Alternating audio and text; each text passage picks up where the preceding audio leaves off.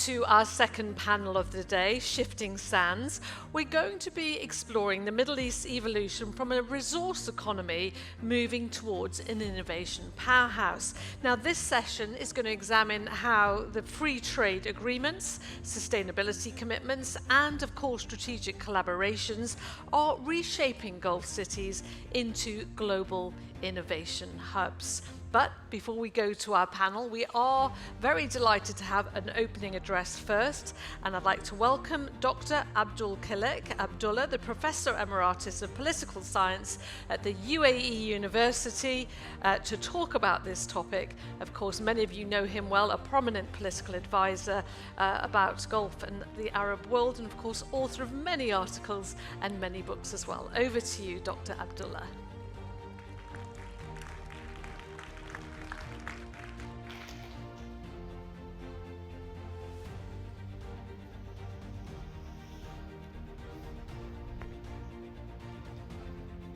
Good morning to all of you. Happy to be joining this second session. I'm here just to highlight a few things about where this city, this country, the United Arab Emirates, is heading for in the years to come, and give you probably just a few reasons why you should believe the very ambitious plan that this country has in mind.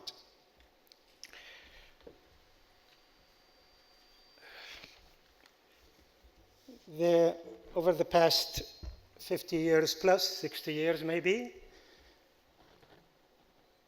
the country and the city has worked hard to become, as you know, a financial hub, a logistic global hub of a sort, an aviation, a global aviation hub. It has become a global tourist hub,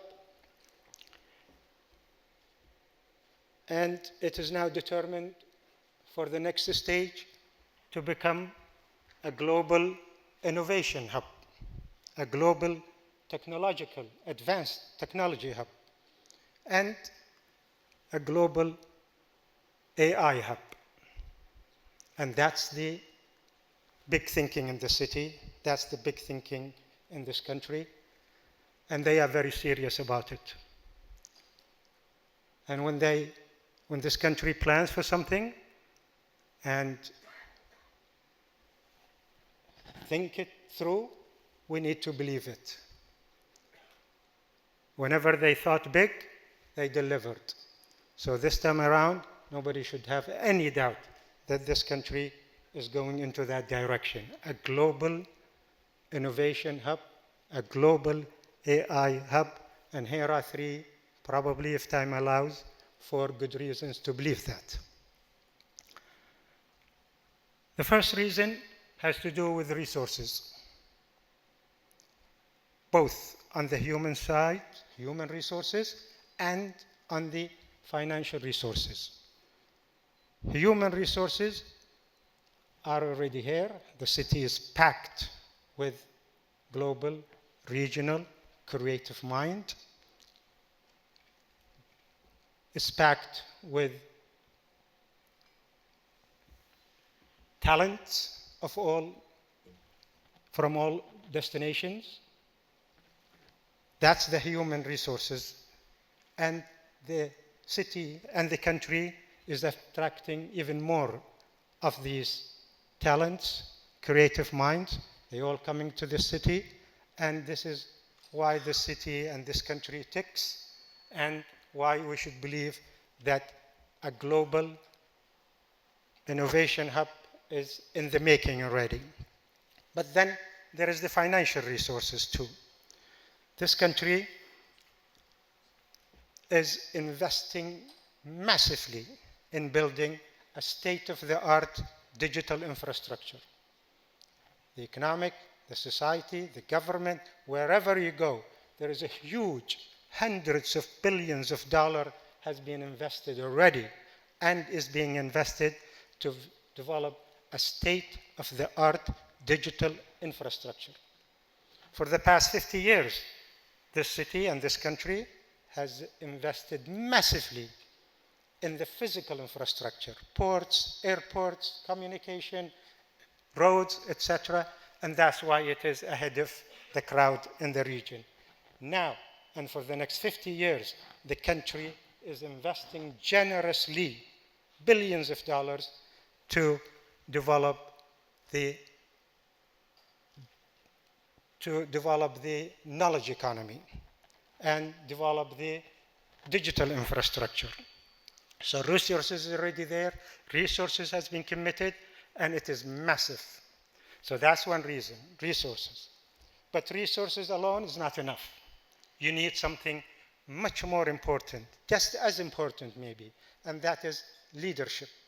This country has been blessed to have visionary leaders, to have ambitious leaders, to have leaders that think globally as much as they think locally. Think future as much as concentrate on the present.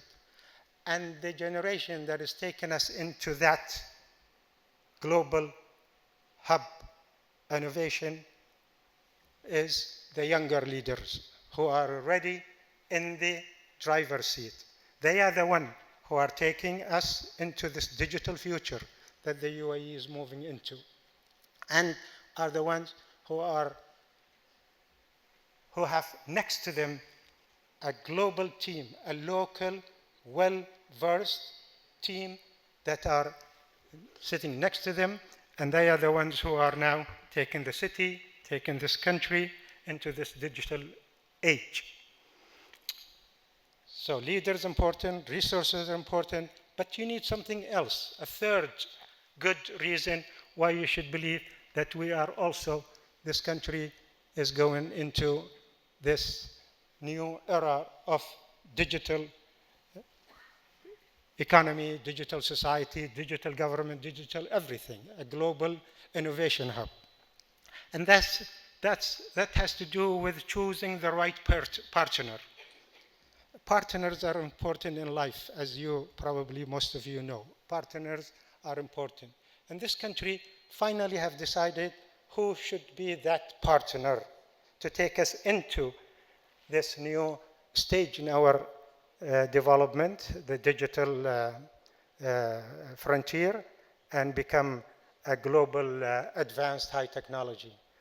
And from everything I know, the country has decided that it is going to sit next to the United States of America as it launches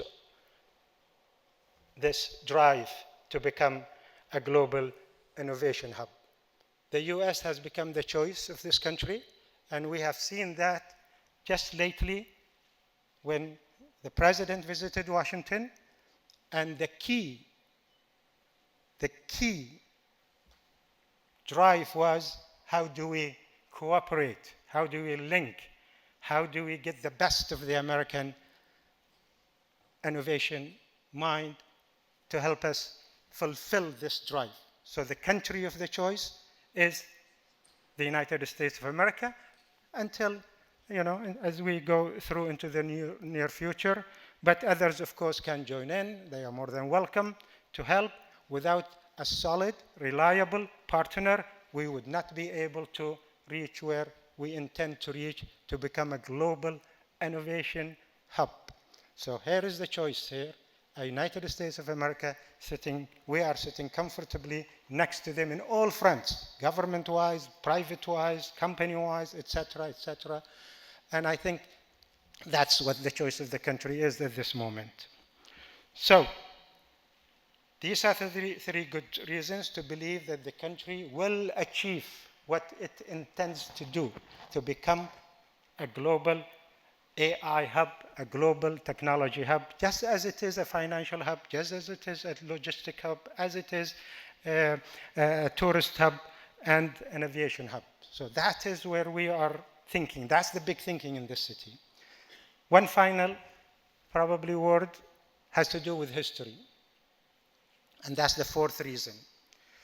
And when it comes to history, this country in the past 50, 60, whatever years, has gone at least three phases, distinct phases in our contemporary history.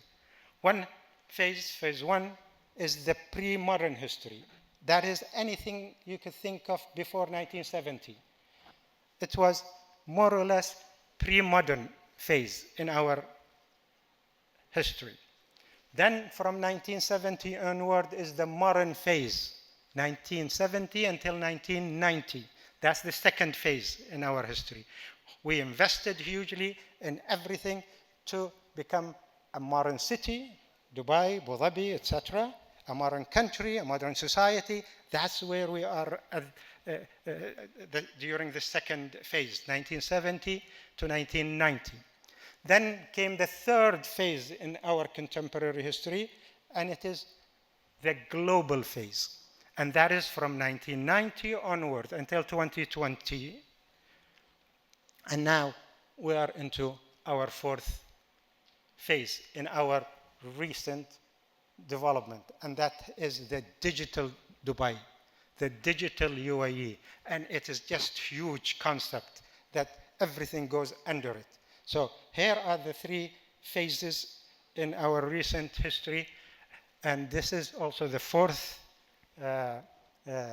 reason why when this country decides on a thing, when this country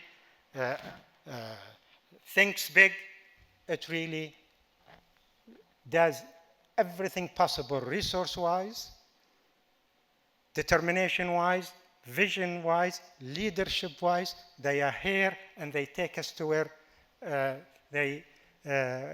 we deserve. And where we deserve is to be part of the global conversation. Wherever the global conversation is, whether it's climate change, whether it is space, whether it is AI, whether it is women empowerment, you would see the UAE is right there where the global conversation is.